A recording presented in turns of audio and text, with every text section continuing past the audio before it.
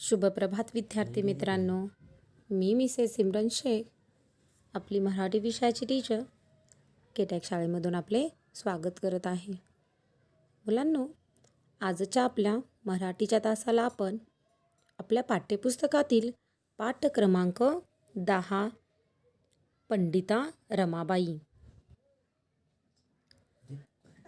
या पाठाचा अभ्यास करणार आहोत. सर्वप्रथम आपण आपल्या पाठाच्या ज्या लेखिका आहेत अनुपमा अजगरे यांचा थोडक्यात परिचय करून घेऊया. पाठ क्रमांक 10 पंडिता रमाबाई. लेखिका आहेत डॉक्टर अनुपमा अजगरे. यांचा जन्म 1949 रोजी झाला. त्या प्रसिद्ध लेखिका त्यांनी सांगी, पाश्चात हे काव्यसंग्रह लिहिले. चंदनचुरा, ललित लेखन संग्रह, पंडिता रमाबाई, लक्ष्मीबाई टिळक, विष्णुशास्त्री चिपळूणकर इत्यादी चारित्र्यात्मक लेखन त्यांनी केलेले आहे. तसेच महाराष्ट्राच्या खाद्य संस्कृतीचे क्रोश प्रसिद्धही त्यांनी केलेले आहे. स्वतःचे संघर्षमय आयुष्य जगत असताना इतर स्त्रियांच्या आयुष्यामध्ये नंदनवन फुलवणाऱ्या पंडिता रमाबाईंचे प्रेरणादायी वर्णन या लेखिकेने या पाठातून केलेले आहे. म्हणजेच पंडिता रमाबाई ह्या एक आयुष्याची लढत आपले जीवन जगत होत्या. त्यांनी आपल्या आयुष्याची लढत वेगवेगळ्या संघर्षाला सामोरे जाऊन स्त्रीबद्दल त्यांनी एक वेगळीच नंदनवन फुलवले होते. या पाठामधून असंच काही या लेखिकेला सांगायचे आहे की पंडिता रमाबाई यांनी कसा हा संघर्ष केला, स्त्री जीवनाबद्दल त्यांनी कसे संघर्ष केले, स्त्रीबद्दल आपुलकी प्रेम त्यांनी कसे निर्माण केले हे त्यांना या पाठामध्ये सांगायचे आहे. तर चला मग आपण आपल्या पाठाला सुरुवात करूया. पंडिता रमाबाई पाठ क्रमांक 10. परिच्छेद पहिला. कोलकाता शहरात देशभक्त आनंद मोहन यांनी स्त्रियांसाठी जी खास सभा बोलवली होती ती भारतातील स्त्रियांची पहिली सभा होती. पंडिता रमाबाईंना त्यावेळी बंगाली भाषा येत नव्हती, म्हणून त्यांनी मायबोलीसारख्या सराव असलेल्या संस्कृत भाषेतून भाषण केले. बंगालीतून त्याचा अनुवाद त्यावेळी करण्यात आला. स्त्रियांची पहिली सभा, पहिली स्त्री वक्ता व सादर करण्यात आलेले पहिलाच मौखिक अनुवाद ही त्या सभेची वैशिष्ट्ये ठरली. स्त्रीला शिक्षणापासून वंचित ठेवले जात असताना एक परप्रांतातील परभाषिक स्त्री महाभारतकालीन संदर्भ देऊन स्त्रियांच्या सभेत प्रबोधन करते ही घटनाच फार आगळीवेगळी होती. म्हणजे पहा, मी पहिला परिच्छेद वाचून दाखविला. यामधून असं लक्षात येतं की हा पाठ कधीचा आहे, जेव्हा भारत देशाला स्वातंत्र्य मिळालं त्या काळी स्त्रीचं जीवन कसं होतं याबद्दल या पाठामध्ये लेखिकेने वर्णन केलेले आहे. म्हणजे स्त्री जीवनाबद्दल त्यांनी इथं थोडक्यात सांगितलेले आहे. आणि हा पाठ कधीचा आहे, तर जेव्हा इंग्रजांचं राज्य आपल्या भारत देशावरती होतं त्या काळी स्त्रियांच्या आयुष्यामध्ये स्त्रियांबद्दल लोकांच्या मनामध्ये कसे भाव होते हे इथं दाखवण्यात आलेले आहे. तर कोलकाता हे एक शहर आहे, हे सर्वांनाच माहिती आहे, बरोबर आहे की नाही. तर कोलकाता शहरामध्ये देशभक्त म्हणजे देशावरती प्रेम असणारे आनंद मोहन नावाचे एक व्यक्ती राहत आहेत. त्यांनी स्त्रियांसाठी एक सभा बोलवली होती. स्त्रियांसाठी सभा म्हणजे काय, तर स्त्रीला प्राधान्य देण्यासाठी, तिच्या आयुष्यामध्ये तिला कसं लढा द्यावा तिने संकटांना, यासाठी थोडक्यात स्त्रियांना गोळा करून त्याची माहिती देणे. तर ती सभा आनंद मोहन यांनी कोलकाता शहरामध्ये बोलवली होती. आणि भारतातील स्त्रियांची ती पहिलीच सभा होती. म्हणजे या अगोदर भारतामध्ये कधीच सभा बोलवल्या, स्त्रियांच्यासाठी कधीच सभा बोलवण्यात आलेल्या नव्हत्या. ही त्या काळची पहिली सभा होती, ज्या सभेमध्ये स्त्रिया एकत्र येऊन आपल्या मनातले विचार मांडणार होते. तर अशी सभा आनंद मोहन यांनी कोलकाता शहरामध्ये बोलवली होती. आणि त्या काळी पंडिता रमाबाई ह्या भाषण देणार होत्या. म्हणजे स्त्रियांना त्या काळी त्या प्रोत्साहन देणार होत्या, आपल्या मनातील विचार त्यांना सांगणार होत्या. आणि कोलकाता देशामध्ये कोणती भाषा बोलली जाते, तर बंगाली भाषा बोलली जाते. जसं प्रत्येक प्रांताची ही वेगवेगळी भाषा आहे, बरोबर आहे की नाही. जशी महाराष्ट्रामध्ये मराठी बोलली जाते, गुजरातमध्ये गुजराती बोलली जाते, तसंच कोलकाता शहरामध्ये बंगाली भाषा बोलली जाते. आता रमाबाई ह्या महाराष्ट्रीयन, तर त्यांना बंगाली भाषा येत होती का? नव्हती. त्यामुळे त्यावेळी त्या मायबोली म्हणजे त्यांना जी भाषा येते त्यांची भाषा होती संस्कृत. त्या भाषेमध्ये ते भाषण करणार होत्या आणि त्यांचा अनुवाद म्हणजे ते संस्कृतीचं अनुवाद कशामध्ये करणार होते? बंगाली भाषेमध्ये. म्हणजे त्या संस्कृत बोलणार होत्या आणि त्याचं ट्रान्सलेशन बंगाली भाषेमधून करण्यात येणार होते. अशी ही आगळी वेगळी सभा पहिल्यांदाच भारत देशामध्ये होणार होती. तर पहिली स्त्री वक्ता आणि स्त्रियांची पहिली सभा असा ह्या सभेचे काय होते? वैशिष्ट्य ठरले होते. स्त्रीला शिक्षणापासून वंचित ठेवले जात असताना या परप्रांतातील परभाषिक स्त्री महाभारतकालीन संदर्भ देऊन स्त्रियांच्या सभेत प्रबोधन करते. ही घटनाच फार आगळीवेगळी होती. म्हणजे जेव्हा महाभारत काल म्हणजे हे भारत देशावरती इंग्रजांचं राज्य, अशा काळात पहिली स्त्री वक्ता भाषण करणार होती आणि सर्व स्त्रियांना ती सांगणार होती, शिकवणार होती. त्यांना त्या काळी शिक्षणापासून वंचित ठेवले जात होते. स्त्रियांना शिक्षण दिले जात नव्हते, फक्त पुरुषच शिकत असत. पण त्यावेळी पंडिता रमाबाईंनी शिक्षण घेऊन स्त्रियांना सुद्धा शिक्षण देण्याची त्यांनी मोहीम उभारली होती. तर अशी ही आगळी वेगळी सभा कोलकाता शहरामध्ये आनंद मोहन यांनी बोलवली होती. की त्या सभेचे वैशिष्ट्य असे होते की स्त्री वक्ता स्त्री भाषण देणार होती आणि ती भारतीय महिलांची पहिली सभा होती. असं या सभेचे काय होते? वैशिष्ट्य होते. आता पुढील परिच्छेद काय आहे पहा. परिच्छेद दुसरा. आई वडील व बंधू यांच्या निधनानंतर एकटे जगणे किती कठीण आहे हे अनुभवल्यावर रमाबाईंनी विवाह करण्याचे ठरविले. अतिशय विद्वान वकील म्हणून ख्याती असलेल्या बिपन बिहारी मेधावी यांच्याशी त्या रीतसर विवाहबद्ध झाल्या. त्यावेळी त्यांचे वय 22 वर्षाचे, म्हणजेच त्यावेळेच्या रूढीचे दृष्टीने फारच वाढलेले होते. म्हणजे पहा आता की इथं स्त्री वक्ता कोण होत्या? तर पंडिता रमाबाई यांच्या जीवनाबद्दल इथं लेखिका थोडं सांगत आहेत की त्यांच्या आई वडील आणि बंधू म्हणजे भाऊ यांच्या निधनानंतर, म्हणजे ते जेव्हा वारले त्यानंतर त्या एकट्या होत्या. पंडिता रमाबाई यांना दुसरं कोणीही नव्हतं. त्यांचे आई वडील आणि त्यांचे भाऊ यांचे निधन झाल्यानंतर त्या एकट्या पडल्या होत्या. या पूर्ण जगामध्ये त्यांना दुसरं कोणीही नव्हतं. त्या फक्त एकट्याच या जीवन जगत होत्या. आणि एकटं जीवन जगणं किती कठीण आहे हे जेव्हा त्यांनी अनुभवलं त्यानंतर त्यांनी विवाह करण्याचे ठरविले. तर त्यांनी कोणाशी विवाह केला?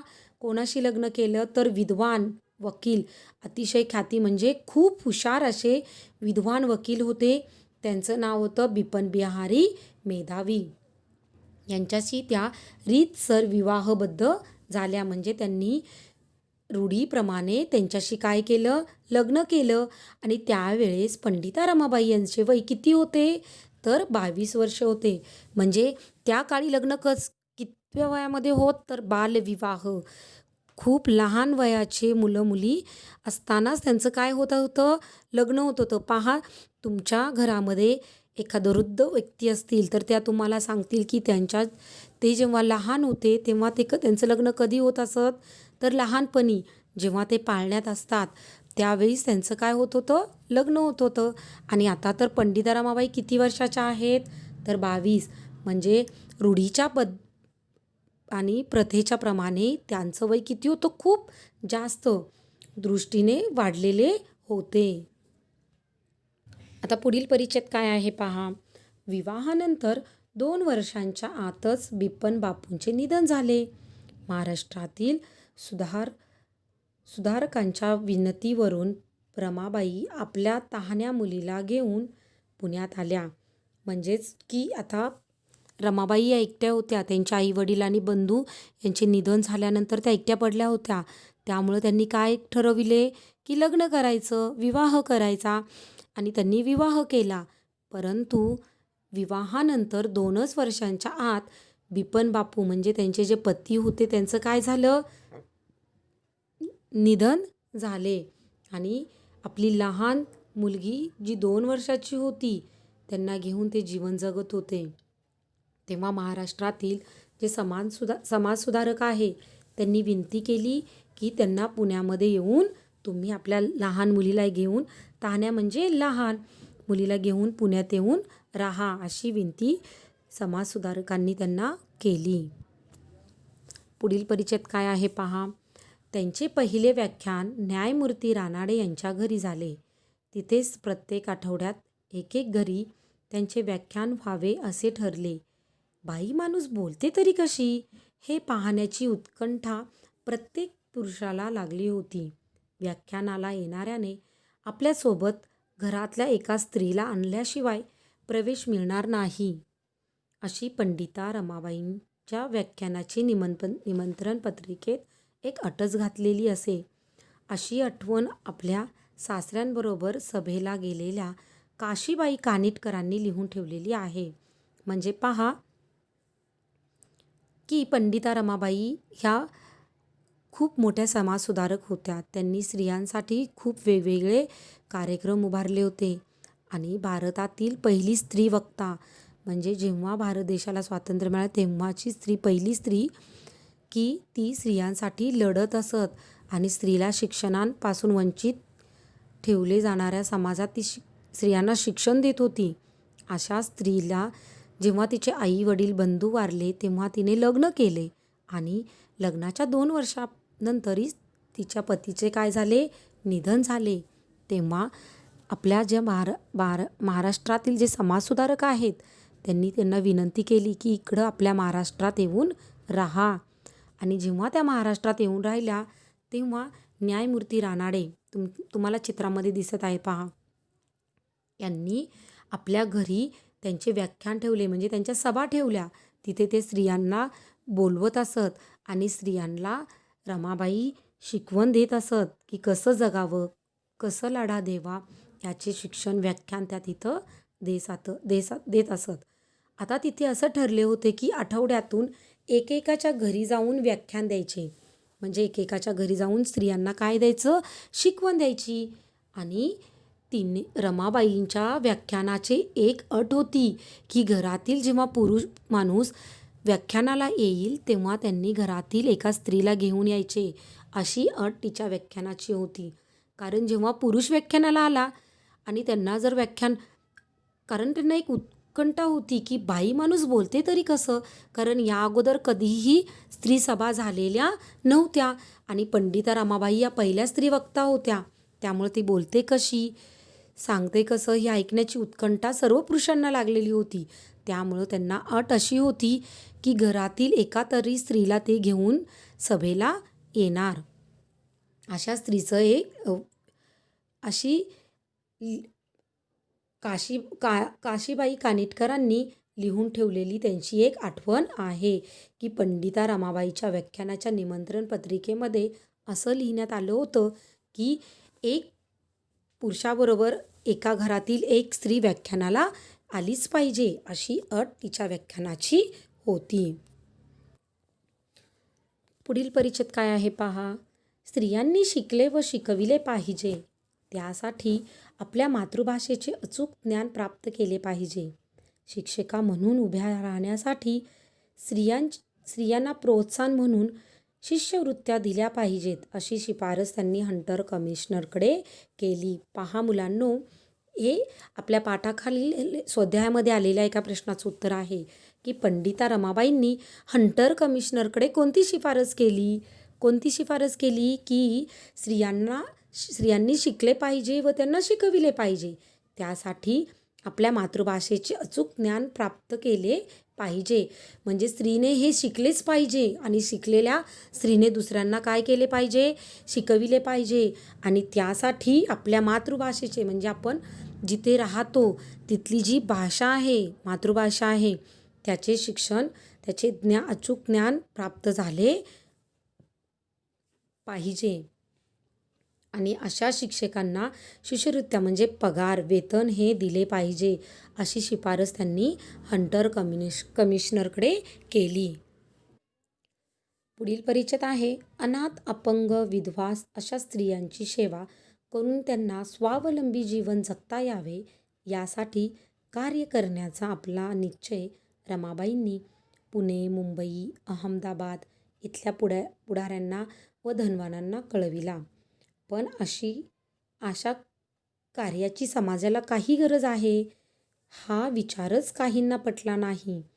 एका उदार गृहस्थाने 10,000 रुपये देऊन त्या रकमेत रमाबाईंनी त्याचे 40,000 रुपये होणार काम करून दाखवावे अशी अट घातली. म्हणजे पहा की रमाबाईंनी अनाथ, अपंग आणि विधवा अशा स्त्रियांच्या सेवा करण्यासाठी आपले जीवन जगता यावे यासाठी मुंबई, पुणे, अहमदाबाद इथल्या पुढाऱ्यांना म्हणजे नेत्यांना, जे पैसेवाले आहेत, धनवान आहेत, त्यांना सांगितलं की तुम्ही काहीतरी पैशांची मदत करा. आणि असे सांगताना एका गृहस्थाने तर रमाबाईंना सांगितलं की मी तुम्हाला 10,000 रुपये देतो, त्या 10,000 तुम्ही 40,000 करून दाखवा, अशी अट त्यांनी रमाबाईंना घातली. कारण अशी एखाद्याला मदत करणे कोणालाही ते मान्य नसते. तर काही लोकांना हे मान्य झाले नाही की कोणाला मदत करावी. त्या मदतीमधून त्यांना बदल्यामध्ये काहीतरी हवं असतं. त्यासाठी अशा काही विद्वानांनी आणि पुढाऱ्यांनी रमाबाईंना अट घातली की आम्ही तुम्हाला 10,000 रुपये देतो, त्याचे तुम्ही 40,000 रुपये करून दाखवा. पण इथे रमाबाई स्वतःसाठी करत आहेत का हे सगळं? नाही. तर अनाथ मुलांना, विधवांना, अपंग मुलांना, मुलींना शिक्षण मिळावं, स्वावलंबी जीवन जगता यावं यासाठी त्यांनी मोहीम उभारली होती. यासाठी त्या प्रयत्न करत होत्या. पण लोकांना जेव्हा त्यांनी मदत करायला सांगितली तर लोक त्यांना मदतीसाठी आले का? नाही. उलट त्यांची काय केली त्यांनी? मजा उडवली. अशा प्रकारे पंडिता रमाबाई हा खूप मोठ्या समाजसुधारका होत्या. त्यांनी समाजामध्ये वेगवेगळे उपक्रम राबविले, खूप प्रगती केली, स्त्रीवक्ता बनल्या, स्त्रियांसाठी खूप त्यांनी लढा दिला. अशा स्त्रीबद्दल आणि तिच्या कार्याबद्दल पाठामध्ये खूप सारी माहिती आपल्या लेखिकेने सांगितलेली आहे. तर आज आपण इथे थांबूया आणि उद्याच्या तासाला पाठाचा पुढचा अभ्यास आपण करूया. धन्यवाद.